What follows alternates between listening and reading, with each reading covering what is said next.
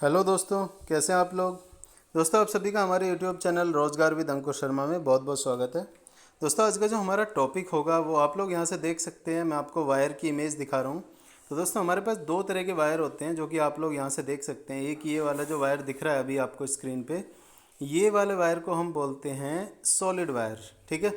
Solid का मतलब ये है कि इसके अंदर सिर्फ एक ही कंडक्टर होता है, सॉलिड कंडक्टर। उसके ऊपर से फिर ये प्लास्टिक का इंसुलेशन किया होता है। ठीक है। अब देखिए, दूसरा जो हमारा टाइप ऑफ वायर है वो ये है। यहाँ से मैं आपको दिखाता हूँ और अच्छी इमेज। तो यहाँ से आप देख सकते हैं ये वाला। इसके अंदर क्या आपको बहुत बारीक बारीक बारीक बारीक आपके बहुत सारे वायर हैं ना। यहाँ पे एक सिंगल वायर नहीं है, सिंगल कंडक्टर नहीं है। यहाँ पे मल्टीपल कंडक्टर्स हैं जो कि हमारे थिन वायर्स हैं। तो इसको हम बोलते हैं स्ट्रैंडेड वायर। ठीक है, स्ट्रैंडेड। स्ट्रैंडेड का मतलब है कि इसके अंदर हमने छोटे छोटे थिन वायर्स बना रखे हैं जिनको स्ट्रैंड बोलते हैं। तो ये स्ट्रैंडेड वायर हो गया। अब ये भी देख सकते हैं आप यहाँ से, यहाँ पे भी हमने जो कॉपर का वायर है उसको बारीक बारीक पार्ट्स में ब्रेक कर रखा है, छोटे छोटे बारीक बारीक वायर बना रखे हैं। तो ये वाला हमारा कौन सा स्ट्रैंडेड वायर हो गया। ये भी आपका स्ट्रैंडेड वायर है। ये आपका कौन सा है, सॉलिड वायर है। ठीक है। तो आप लोगों को टॉपिक तो हमारा क्लियर हो गया होगा। टॉपिक आज का हमारा रहेगा कि सॉलिड वायर और स्ट्रैंडेड वायर में कौन से वाले वायर में ज़्यादा करंट फ्लो कर सकती है। ठीक है, समझ में आ गया टॉपिक। सॉलिड वायर या फिर स्ट्रैंडेड वायर, कौन से वायर में हमारी ज़्यादा करंट फ्लो कर सकती है। टॉपिक स्टार्ट करते हैं। दोस्तों, आप लोगों को एक एक पॉइंट बताना चाहता हूँ मैं कि ये जो हमारा टॉपिक है ये इसीलिए ज़्यादा इम्पोर्टेंट है क्योंकि सभी के घरों में, सभी इंडस्ट्रीज़ में, सभी छोटी छोटी दुकानों में या कहीं पे भी इलेक्ट्रिसिटी यूजेस में कोई कमी नहीं है। ठीक है, हर जगह इलेक्ट्रिसिटी का यूज़ है।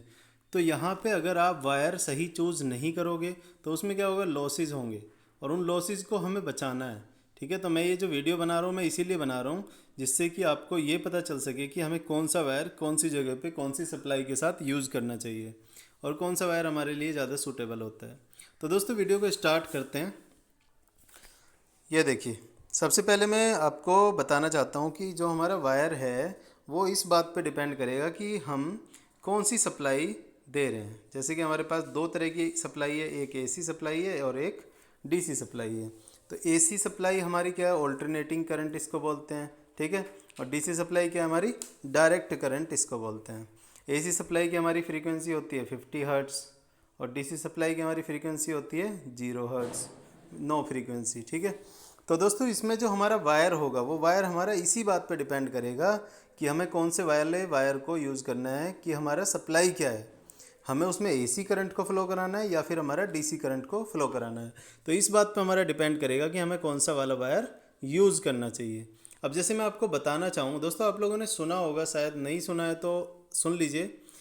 ये स्किन इफेक्ट के नाम से एक टर्म होती है। इसके लिए वैसे मैं एक अलग सेपरेट वीडियो बना दूंगा अगर आप लोग चाहते हैं, लेकिन मैं अभी यहाँ पे इसका बेसिक्स ही बताऊंगा। अभी इसका पूरा इफेक्ट को यहाँ पे एक्सप्लेन नहीं करूँगा, सिर्फ आपको बेसिक्स बताऊंगा। लेकिन आपको अगर एक इसका प्रॉपर वीडियो चाहिए तो आप कमेंट बॉक्स में लिख सकते हैं, मैं आपको स्किन इफेक्ट के ऊपर भी वीडियो बना दूंगा। देखिए दोस्तों, इसमें होता क्या है एक्चुअल में, अगर हम एसी सप्लाई को कंसिडर कर रहे हैं, ठीक है, एसी इनपुट हमने दिया है, तो एसी इनपुट देने के टाइम पे प्रॉब्लम ये होती है कि जो हमारा वायर, जो हमारा कंडक्टर है या वायर बोल लेते हैं, ठीक है, उस वायर के अंदर ये आपको दिख रहा है ना, इसी तरीके से तो वायर होता है हमारा। जैसे कि आप देख सकते हैं यहाँ पे, ये देख लीजिए, हमारा वायर जो वो इसी तरीके से होता है। ठीक है, ये हमारा ऐसे, ठीक है ना। तो इसका हमने सिर्फ आगे आगे वाला पार्ट उठा लिया। अब यहाँ पे जो ये वाला पोर्शन वायर का है, ये हमारा करंट का सरफेस एरिया, ये मतलब कंडक्टर का सरफेस एरिया बता रहा है। ठीक है, अब इस सरफेस एरिया के अंदर कहाँ से कहाँ तक करंट फ्लो करेगा ये हमारा सप्लाई पे डिपेंड करता है। जैसे कि अगर हम एसी सप्लाई ले रहे हैं तो एसी सप्लाई के अंदर होता क्या है एक्चुअल में, जो आप यहाँ से इमेज में देख पा रहे हो, ये कंडक्टर सेम वही वाला कंडक्टर यहाँ पे दिख रहा है। ठीक है, तो यहाँ पे क्या लिखा है, core of wire carries little current. Core का मतलब क्या है, इसका मिडिल पार्ट जो है, ठीक है, ये मिड वाला जो पार्ट है, इसके अंदर करंट बहुत कम होती है। Cross section of a conductor ऊपर दिख रहा है, तो current flows over the surface of conductor. ठीक है, जो करंट है हमारी वो कहाँ पे फ्लो करती है, सरफेस पे फ्लो करती है। जैसे कि मैं आपको यहाँ से भी दिखा देता हूँ, ये देखिए। ठीक है, स्किन इफेक्ट क्या बता रहा है यहाँ पे कि जो करंट है वो कहाँ पर है, सरफेस, जो हमारा आउटर सरफेस होता है ना कंडक्टर का, उस सरफेस के बाहर वाले पोर्शन पे, ठीक है, नियर द सरफेस हमारी करंट फ्लो करती है। और ये क्या है, नो करंट फ्लो इनसाइड, मतलब जो हमारा इंटरनल पार्ट है उसके अंदर से कोई करंट फ्लो नहीं करती है। जैसे कि मैं यहाँ पे आपको बना के दिखा देता हूँ एक एग्जांपल के तौर पे। मान लीजिए ये हमारा कंडक्टर है, ठीक है। तो इस कंडक्टर में अगर हम एसी करंट फ्लो करा रहे हैं तो एसी करंट के केस में होता क्या है कि जो हमारा इंटरनल पार्ट है, अगर हम इसको कोर मान रहे हैं तो इस कोर के अंदर हमारा करंट फ्लो क्या होगा, नहीं होगा, ठीक है। इसके अंदर करंट फ्लो नहीं होता है। तो हमारा करंट फ्लो कहाँ पे होता है, ये आउटर पार्ट में, यहाँ पे हमारा सरफेस के बिल्कुल करीब करंट फ्लो होता है हमारा एसी सप्लाई के केस में।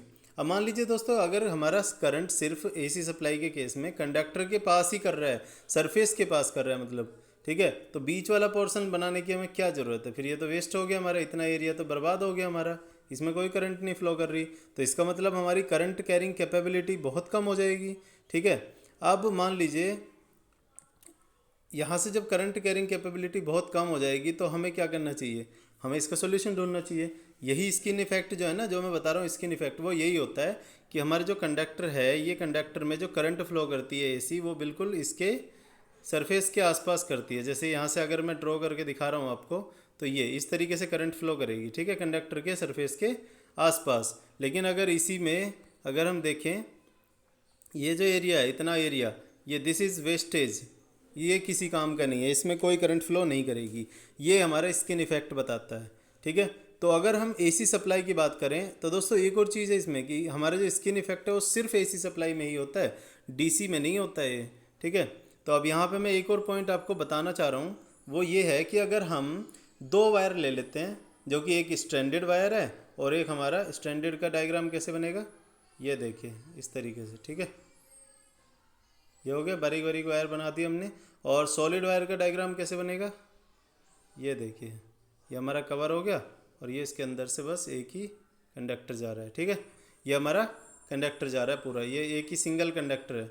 तो अब दोस्तों इसमें प्रॉब्लम क्या आती है, अगर हम मान लीजिए कि ये भी हमने 4 स्क्वायर mm का ले लिया, ठीक है, 4 स्क्वायर mm का ये वाला वायर ले लिया, और ये भी हमने कितने का ले लिया, 4 स्क्वायर mm का ले लिया। अब मान लीजिए इसमें एसी सप्लाई की अगर हम बात करते हैं तो एसी सप्लाई के केस में क्या होता है कि हमारा जो करंट है वो कहाँ पे फ्लो कर रहा होगा, सरफेस के पास। तो सरफेस के पास फ्लो कर रहा होगा तो इंटरनल स्ट्रक्चर उसका बेकार हो गया। लेकिन ये कौन से केस में था, अगर हमारा सॉलिड वायर है तो, ठीक है। लेकिन स्ट्रैंडेड वायर अगर हम बना दिए हैं तो उसमें क्या होगा, कंडक्टर हमारे किस तरीके से होंगे, इस तरीके से बारीक बारीक पूरे सरफेस के अंदर होंगे, जितना भी इसका कंप्लीट सरफेस है, ठीक है, उसके सब जगह पे छोटे छोटे वायर होंगे। अब ये जब छोटे छोटे वायर होंगे तो ये तो मान लीजिए कि ये बारीक वाले वायर जो उसके सरफेस पे करंट फ्लो कर रहा होगा अब, ठीक है। तो बोल सकते हैं ना आप कि करंट इसमें भी फ्लो करेगा, इसमें भी फ्लो करेगा, इसमें भी करेगा, इसमें भी करेगा, इसमें भी करेगा, मिड वाले में भी करेगा। तो मतलब ये है कि हम कंडक्टर को प्रॉपरली यूटिलाइज कर पाएंगे, ठीक है। बीच वाले, मीडियम, मिड वाले, सेंटर वाले, सरफेस वाले, सब जो भी जितने भी कंडक्टर इसमें लगे हैं बारीक वाले स्ट्रैंडेड कंडक्टर, उन सभी के अंदर करंट फ्लो कर रहा होगा, ठीक है। तो एसी के केस में हम क्या करते हैं, हम स्ट्रैंडेड वाले वायर को यूज़ करना पसंद करते हैं, क्योंकि स्ट्रैंडेड वाले वायर में क्या होगा कि हमारे जो कंडक्टर के अंदर करंट फ्लो करेगा वो हर एक बारीक बारीक कंडक्टर के अंदर फ्लो कर रहा होगा। तो इसलिए हम मैक्सिमम यूटिलाइज कर पाएंगे पूरे कंडक्टर के एरिया को, ठीक है। दूसरी बात अगर हम बात करते हैं डीसी के केस में, ठीक है, तो डीसी के केस में क्या होता है, लेकिन यहाँ पे एक इशू है, यहाँ पे इशू ये है कि अगर हम कितना भी बारीक कंडक्टर बना लें, कितना भी उनको एक साथ जोड़ लें, लेकिन उनके बीच में कुछ ना कुछ एयर गैप रह ही जाता है, ठीक है। तो अगर हम डीसी की बात करें तो डीसी के केस में क्या होगा, डीसी में मान लीजिए हमने ये सॉलिड कंडक्टर लिया, ठीक है, और स्ट्रैंडेड वाला भी ले लिया। तो सॉलिड कंडक्टर के अंदर पूरा क्या होगा, भर के करंट चलेगी हमारी, ठीक है, इस तरीके से मान लीजिए, ये देखिए करंट इस तरीके से पूरी भर भर के चल रही है, क्लियर। तो ये करंट हमारी फ्लो कर रही होगी किसमें, सॉलिड कंडक्टर में, in case of DC supply, क्योंकि डीसी सप्लाई में कोई ये स्किन इफेक्ट नहीं होता है, ठीक है। तो डीसी सप्लाई में ही पूरा भर के करंट चल रही है। लेकिन वहीं अगर हम स्ट्रैंडेड कंडक्टर की बात करें तो उनमें क्या होगा, एक ये वाले वायर में जाएगी, एक इसमें जाएगी, एक इसमें जाएगी, एक इसमें जाएगी, एक इसमें, बीच में भी मान लेते हैं कि कुछ और कंडक्टर्स हैं, लेकिन अभी भी आप देख सकते हो कि इसके बीच में क्या है, एयर गैप बच जाता है।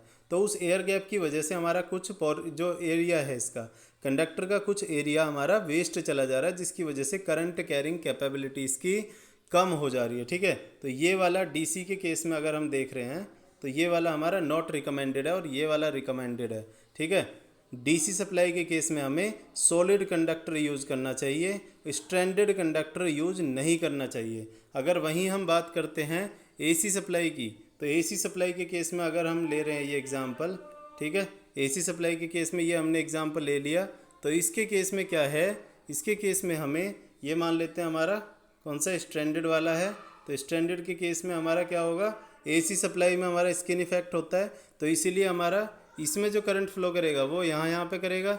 ठीक है, बस सरफेस के आसपास इस तरीके से, और बाकी का जो बीच वाला पोर्शन है वो हमारा बेकार रहेगा, वो उसमें कोई भी करंट फ्लो नहीं कर रहा होगा। लेकिन स्ट्रैंडेड के केस में हमारा करंट इसमें भी जा रहा है, इसमें भी जा रहा है, इसमें भी जा रहा है, सब में धीरे धीरे जितने भी कंडक्टर्स हैं उन सभी में जा रहा है करंट, तो इसका मतलब हमारा पूरा एरिया जो है वो कवर हो जाएगा। तो इसका मतलब इस केस में एसी सप्लाई के केस में अगर हम बात करते हैं तो एसी सप्लाई के केस में हमें स्ट्रैंडेड कंडक्टर यूज़ करना चाहिए और ये वाला यूज़ नहीं करना चाहिए। ठीक है, एसी सप्लाई के केस में हमें स्ट्रैंडेड कंडक्टर को यूज़ करना चाहिए और सॉलिड कंडक्टर को यूज़ नहीं करना चाहिए। आप लोगों को मुझे लग रहा है कि वीडियो पूरे से समझ में आ गई होगी।